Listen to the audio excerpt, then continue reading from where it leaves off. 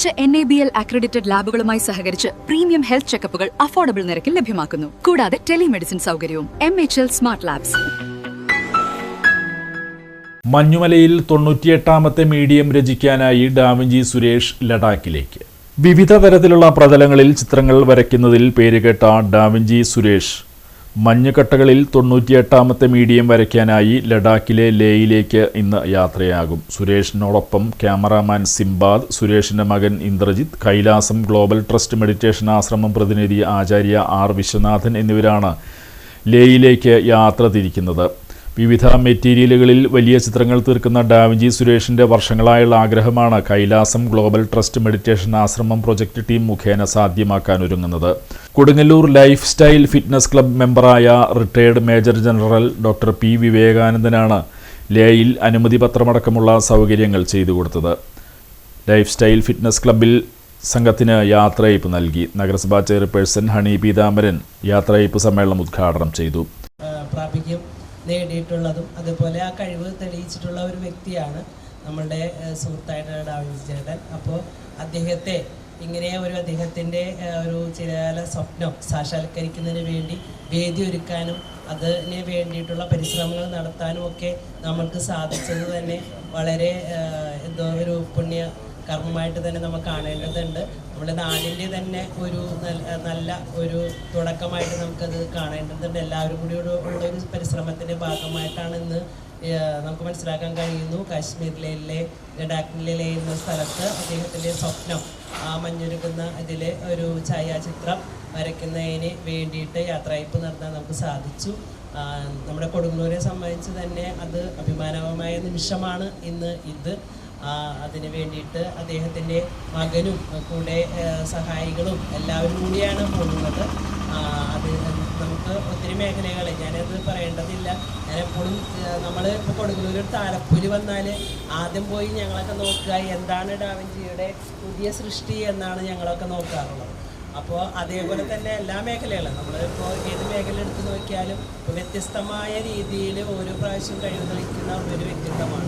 അതേപോലെ തന്നെയാണ് നമുക്ക് ഈ കലാകാരൻ Da Vinci Suresh, major general doctor Vivekanandan, Nasharban, Simbad, Acharya R. Viswanathan, Gafoor, TR. Kannan, Sadasivan, Celine തുടങ്ങിയവർ സംസാരിച്ചു.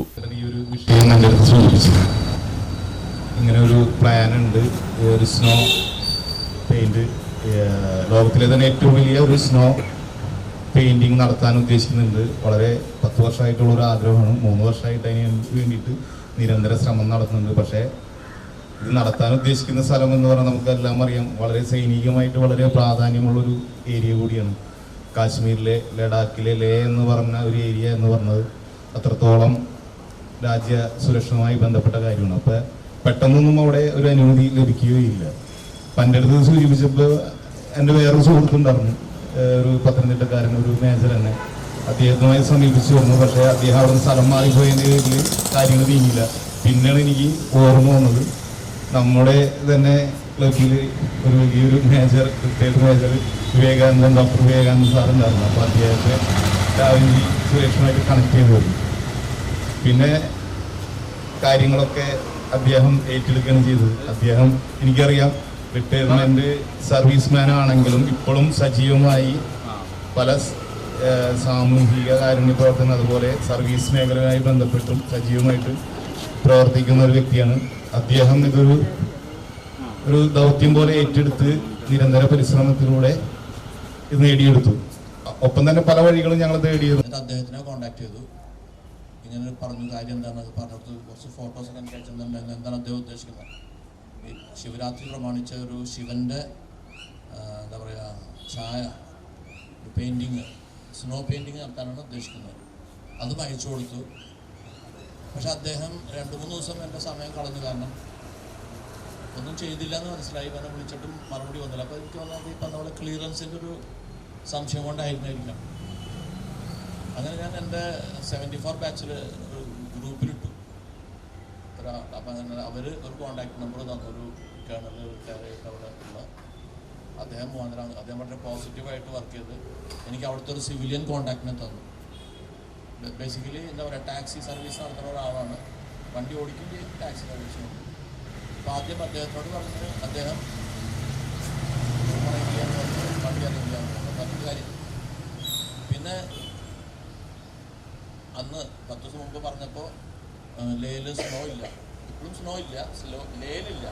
ലേയിൽ പ്രതീക്ഷിക്കുന്നുണ്ട് രാത്രി, പക്ഷേ -20 ഡിഗ്രി, പക്ഷേ സ്നോ വീണ് തുടങ്ങിയിട്ടില്ല ലേയിൽ. ചിലപ്പോൾ അവിടെ ചെല്ലുമ്പോഴേക്കും വീഴും. പക്ഷേ അതിൻ്റെ ഒരു 10-25 കിലോമീറ്റർ തങ്കുള പാസ് എന്ന് പറയുന്ന സ്ഥലത്ത് ഐസ് ഉണ്ട്. അപ്പോൾ അദ്ദേഹം പല സ്ഥലങ്ങളും നോക്കി വെച്ചിട്ടുണ്ട്. പിന്നെ ഈ പറഞ്ഞ പോലെ ഡാവിഞ്ചി അതിൽ നമ്മൾ വിജയിച്ചിരിക്കുന്നു. ഇനിയുള്ളതാണ് ഏറ്റവും വലിയ കടമ്പ എന്നുള്ളതാണ് നമുക്ക് ഒരു സത്യം. അതിന് പറ്റിയ ഒരു ഐസ്, ഒരു പ്രതലം കിട്ടുക എന്ന് പറയുന്നത് വളരെ വലിയൊരു കാര്യമാണ്. ആ ദൗത്യമാണ് ഏറ്റവും വലിയ കടമ്പയായിട്ട് നമ്മൾ കാണുന്നത്. അപ്പോൾ നമ്മൾ ഒട്ടേറെ പ്രതീക്ഷകളോടുകൂടി നമ്മുടെ പ്രിയങ്കരൻ ഇന്നിവിടെ നിന്ന് യാത്രയാവുകയാണ്.